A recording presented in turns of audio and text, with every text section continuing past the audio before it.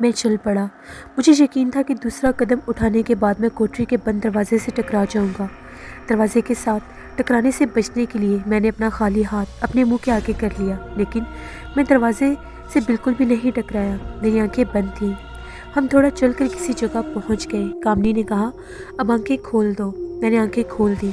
کیا دیکھتا ہوں کہ ایک چھوٹی سی کوٹری میں ہوں۔ دیا جل رہا ہے۔ دیے کی روشنی میں مجھے دیواروں پر عجیب ڈراؤنی شکلوں والی مورتیاں بنی ہوئی دکھائی دے رہی تھیں۔ کوٹری کے درمیان سیاہ پتھر زمین پر 1 فٹ اونچی جگہ پر رکھا ہوا تھا، جس پر سندور ملا ہوا تھا۔ کامنی نے شیولنگ کے آگے ماتھا ٹیکا اور ایک طرف ہو کر بیٹھ گئی۔ اس نے مجھے بھی اپنے ساتھ بیٹھنے کا اشارہ کیا۔ اس کی آنکھوں میں سرخی مائل پرسرار سی چمک بھی آ گئی تھی۔ وہ کہنے لگی، میں جانتی ہوں تم ہندو نہیں ہو، تم مسلمان ہو۔ مسلمان ہماری مورتی کے سخت خلاف ہیں۔ اگر تم کسی اور حالات میں مجھے ملتے تو ہو سکتا ہے تمہیں منتر پھونک کر میں پتھر کا بنا دیتی، لیکن تم نے مجھے اس برے سادھو کے ظلم اور ستم سے بچایا ہے، اس کے طلسم سے مجھے آزاد کروایا ہے، اور تم نے مجھے اپنا احسان مند کر لیا ہے۔ اب میں تمہاری دشمن نہیں ہوں۔ میں اس عورت کی باتوں سے سخت بیزار ہو چکا تھا۔ میں نے کہا، دیوی جی، ان باتوں کا آپ ذکر نہ کریں، مجھے صرف اتنا بتا دیں کہ میری بہن کا اس پرسرار بیماری سے کیسے چھٹکارا حاصل ہوگا۔ مجھے آپ سے اور کچھ بھی نہیں چاہیے۔ جیسے ہی میں نے یہ بات کی تو کامنی نے مجھے کہا، میں تمہیں پہلے بتا چکی ہوں کہ تمہاری بہن کی بیماری کو میں ختم کر دوں گی اور وہ بالکل ٹھیک ہو جائے گی، لیکن اس سلسلے میں تمہیں میری مدد کرنی ہوگی۔ میں نے کہا، مجھے بتاؤ، میں تمہاری ہر طرح کی مدد کے لیے تیار ہوں۔ کامنی کہنے لگی، میں تمہیں ایک منتر بتاتی ہوں، اس منتر کو پوری طرح سے زبانی یاد کر لو، یہ بہت ضروری ہے۔ اگر تم منتر کا ایک حرف بھی بھول گئے تو تمہاری بہن پر کوئی آفت نازل ہو سکتی ہے۔ میں نے پوچھا، یہ کس زبان کا منتر ہے اور کتنا لمبا ہے؟ کامنی نے کہا، یہ 2 سطروں کا منتر ہے اور یہ اندر لوک کے گندھروں کی زبان ہے، جسے اس دنیا میں سوائے میرے اور کوئی نہیں سمجھ اور بول سکتا، کیونکہ میں آکاش کے ایک گندھیرو دیوتا کی من پسند لڑکی رہ چکی ہوں۔ میں منتر بولتی ہوں، تم اسے غور سے سنو۔ اس کے بعد کامنی نے منتر کی 2 سطریں بولی۔ میں نے ایک ایک لفظ الگ الگ کر کے آہستہ آہستہ بولنا تھا۔ جب مجھے وہ عجیب و غریب زبان سکھا رہی تھی، ایسا لگ رہا تھا کہ یہ کوئی جناتی زبان ہے۔ پہلی دفعہ میرے پلے کچھ بھی نہیں پڑا اور میں اس کا ایک لفظ بھی یاد نہیں کر سکا۔ کامنی کو اس رد عمل کا اندازہ تھا۔ اس نے 6-7 مرتبہ منتر دہرایا اور بولی، اب تم یہ منتر جیسے کہ تمہیں یاد ہو جائے گا تم اس کو دہراتے رہو اور بولو۔ میں رک کر اور اٹک کر اس منتر کے الفاظ دہرانے کی کوشش کر رہا تھا، لیکن کئی لفظ مجھے بیچ میں سے بھول رہے تھے، اور کامنی پھر آہستہ آہستہ منتر بولتی جا رہی تھی جب تک پورا منتر مجھے زبانی یاد نہیں ہو گیا۔ وہ کہنے لگی، اب 3 مرتبہ منتر کو دہراؤ۔ میں نے 3 کے بجائے 6-7 مرتبہ منتر کو دہرایا۔ اس نے کہا، بس اسے اب بھولنا مت۔ اب میں تمہیں ایک ایسی جگہ بھیج رہی ہوں جہاں تم اکیلے ہی جاؤ گے۔ ڈر خوف کو اپنے ذہن سے نکال دینا۔ اگر ڈر گئے تو سمجھ لو تمہاری بہن کی بیماری کبھی دور نہیں ہوگی، اور پاتال کے جس خبیث پاتالی بدروح کا اس کو آسیب چمٹا ہوا ہے، وہ آہستہ اس کا سارا خون چوس لے گی اور تمہاری بہن 1 برس کے اندر ہڈیوں کا ڈھانچہ بن کر مر جائے گی۔ میں نے کہا، میں بالکل نہیں ڈروں گا، تم بتاؤ مجھے کہاں جانا ہوگا۔ وہ کہنے لگی، یہاں سے تھوڑی دور جنگل میں ایک اندھا کنواں ہے۔ یہ کنواں تمہیں اس کنویں میں تمہیں اترنا ہے، اور یہ پورت پانڈو کے زمانے کا ہے۔ اس میں پانی نہیں ہے، صرف درختوں کی گلی سڑی ٹہنیاں اور کچھ مٹی اور روڑے ہیں۔ اس کنویں میں زہریلے سانپ بچھو رہتے ہیں۔ کنویں کی تہہ میں ایک دیوار ہے، اس کے اوپر ایک پرانی کھڑکی ہے۔ اس کھڑکی کے اندر ایک تاک بنا ہوا ہے۔ اس تاک میں ایک انسانی کھوپڑی رکھی ہوئی ہے۔ تمہیں وہ کھوپڑی لا کر مجھے دینی ہوگی۔ یہ ساری تفصیل سنتے ہی میرے رونگٹے کھڑے ہو گئے۔ میں نے کہا، یہ کام میرے بجائے تم خود کیوں نہیں کر لیتی؟ کیا تمہارے پاس کوئی تلسمی منتر نہیں ہے جس کی مدد سے تم اس کنویں کے تاک میں سے وہ کھوپڑی نکال کر یہاں لا سکو؟ کامنی کہنے لگی، تم مورخ دنیا والے صرف اعتراض کرنا ہی جانتے ہو۔ اس سنسار میں کیسی کیسی طاقتیں کام کر رہی ہیں، تم کو ان کا کوئی علم نہیں ہے۔ اگر میں خود ایسا کر سکتی تو تمہیں کبھی نہ کہتی۔ سنو، اس کنویں پر ایک آسیب کا سایہ ہے، وہ میرا دشمن ہے اور میری طاقت اس کا مقابلہ نہیں کر سکتی۔ وہاں میرے منہ سے نکلا ہوا ہر منتر دھواں بن کر اڑ جائے گا اور اس پر کوئی اثر نہیں ہوگا۔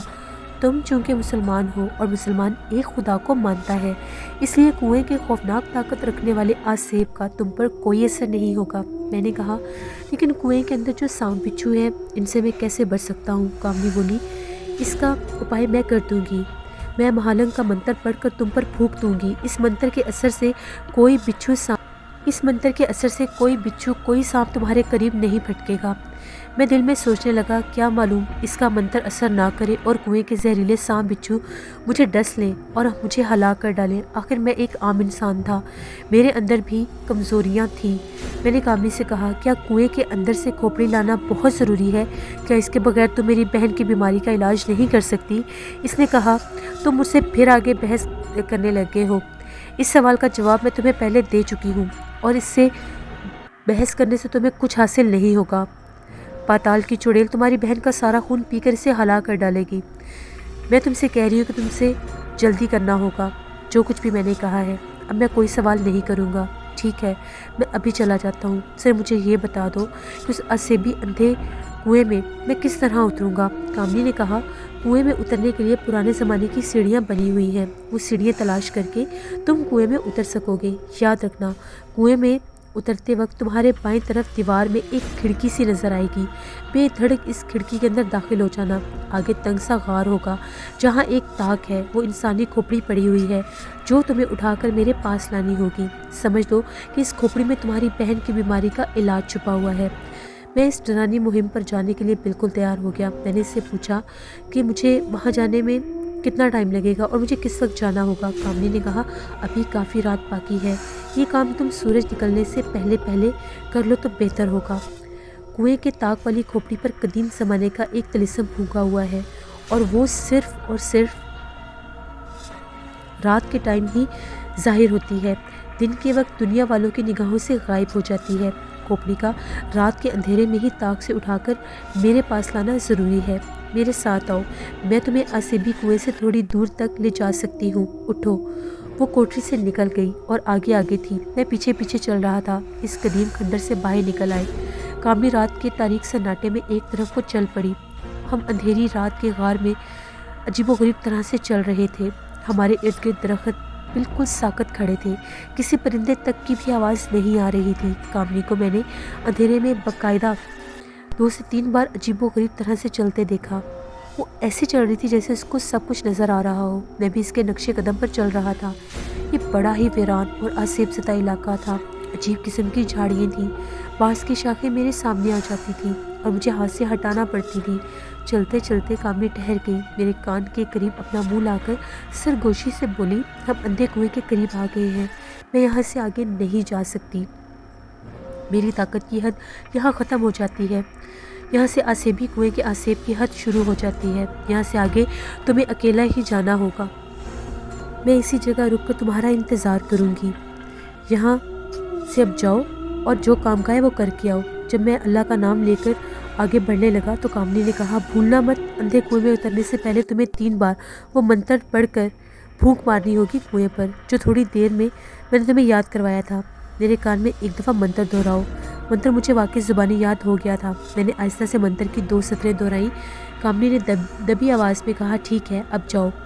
इसने मुझे कुएं की तरफ जाने वाला रास्ता दिखा दिया था। मैं इस पर चल पड़ा।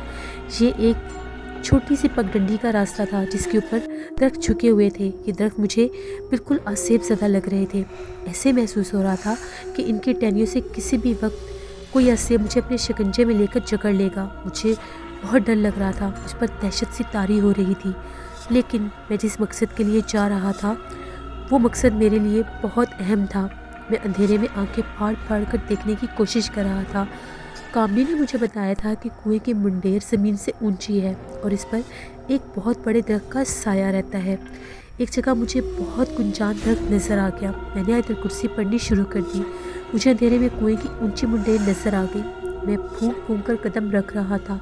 हर तरफ एक हैबतनाक सन्नाटा छाया हुआ था। मेरे पाँव तले किसी खुश्क पत्ते के कुचले जाने की आवाज़ तक भी मुझे सुनाई दे रही थी और मैं डर सा जाता था। मैं अंधे कुएं की मुंडेर के पास पहुंच गया। मुझे वो सीढ़ियाँ तलाश करनी थी जो नीचे कुएं की तह में जाती हैं। कुआं काफ़ी बड़ा था। मैं इस मुंडेर के साथ साथ चलने लगा।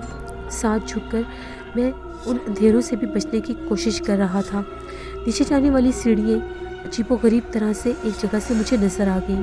کنواں ایک عرصے سے ویران پڑا تھا۔ اس کے منڈیر پر جگہ جگہ گھاس اگی ہوئی تھی۔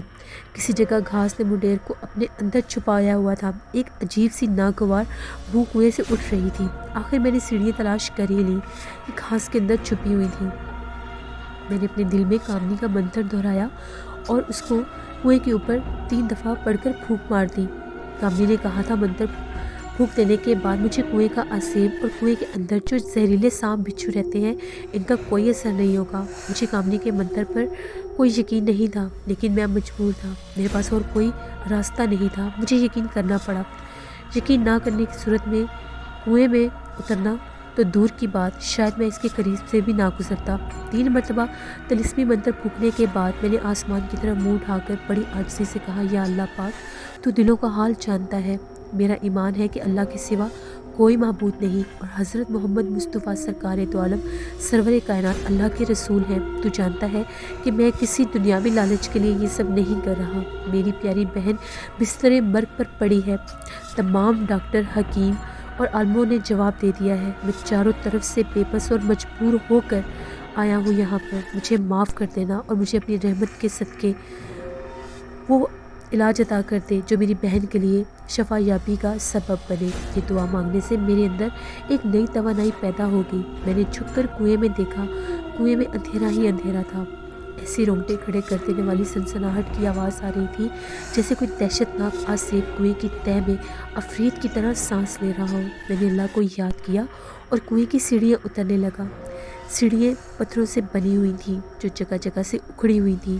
اس خیال سے کہ کہیں میرا پاؤں پھسل نہ جائے اور میں کنویں میں نہ گر پڑوں، میں بیٹھ کر ایک ایک زینہ نیچے اتر رہا تھا۔ جیسے جیسے میں نیچے اتر رہا تھا کنویں کا اندھیرا اور گہرا ہوتا جا رہا تھا اور کنویں کی ناگوار بو تیز ہوتی جا رہی تھی۔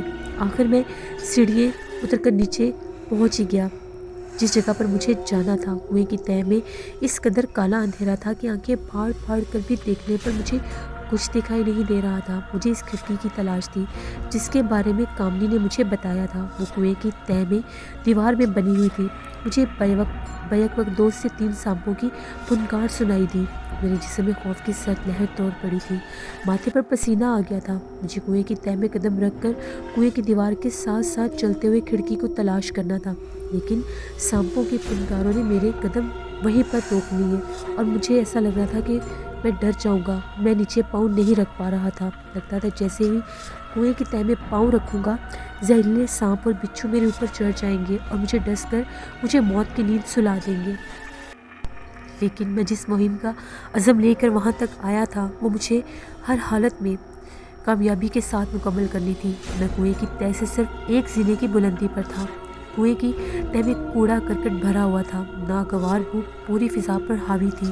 میں نیچے اتر گیا۔ میرا پاؤں سوکھی گھاس میں دھس گیا۔ میں نے کنویں کی دیوار کے ساتھ ساتھ چلنا شروع کر دیا۔ ہر قدم پر موت کا ڈر لگا ہوا تھا۔ ہر قدم پر لگتا تھا کوئی نہ کوئی بچھو یا سانپ مجھے ڈس لے گا۔ ایک سانپ نے اس طرح پھنکارا جیسے میرے پاؤں بالکل اس کے اوپر آ گئے ہوں۔ میں رک گیا۔ گھپ اندھیرا چھایا ہوا تھا۔ میں کنویں کی دیوار کو ہاتھ سے ٹٹولنا جا رہا تھا۔ آخر ایک جگہ میرا ہاتھ دیوار کے اندر چلا گیا۔ یہی کنویں کی کھڑکی تھی۔ میں نے جھانک کر دیکھا کھڑکی کے اندر کچھ نظر نہیں آ رہا تھا۔ میں اس کے اندر چلا گیا۔ مجھے یوں محسوس ہوا جیسے نرم گیلی گیلی زمین پر چل رہا ہوں۔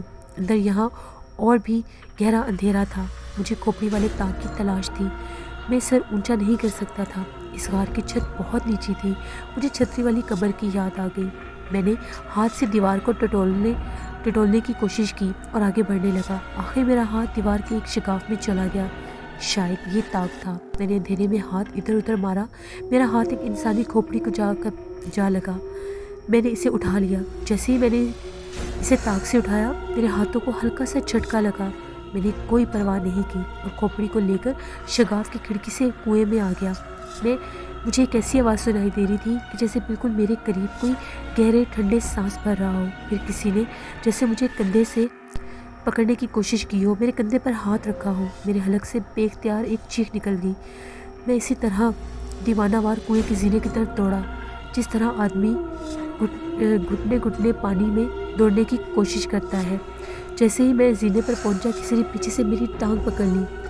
मैं ज़ोर से पाँव को झटक सीढ़ियाँ चढ़ने लगा, बल्कि फलांगने लगा। सीढ़ियाँ ख़त्म होने पर ही ना आई थी। खौफ और दहशत के मारे मेरा जिस्म बर्फ़ की तरह ठंडा और बेजान सा होने लगा। जो ही मैं आखिरी सीढ़ी पर आया, मैंने कुएं के बाहर छलांग लगा दी। मैं झाड़ियों में जा गिरा, गिरते ही उठा और जिस पगडंडी से होकर आया था, इस पर बेतहाशा तेज़ी से भागने लगा। खुदा जाने ये दहशत का असर था या मेरे कदम खुद ब खुद आगे बढ़ रहे थे। मेरा सांस उखड़ने लगा। इंसानी खोपड़ी मैंने अपने सीने के साथ लगा रखी थी। मेरी टांगों में जैसे जान निकल गई थी और मैं वहीं पर बैठ गया। खोपड़ी की ये हालत थी कि वो अभी जैसे यहाँ पर गिर जाएगी और मेरे हाथ से कहीं टूट ना जाए। वो बहुत ठंडी हो गई थी, मगर मैंने इसे मजबूती से पकड़ रखा था। खोपड़ी में मेरी बहन की बीमारी का राज छुपा हुआ था। मैंने इसे अपने से अलग होने के बारे में सोच भी नहीं सकता था। जब ज़रा सी टांगों में जान आई तो मैंने उठकर सामने वाले दरख्त की जाने बढ़ना चाहा। इन दरख्तों के नीचे कामनी मेरा इंतज़ार कर रही थी। मैं दरख्तों के पास गया तो अचानक एक तरफ से कामनी किसी चुड़ैल की तरह निकलकर मेरे सामने आ गई। मुझे इसकी आंखों में मोमबत्तियाँ जलती नजर आ रही थी। इसने मुझसे पूछा, खोपड़ी लेकर आए हो? मैंने कहा, हाँ ले आया हूँ।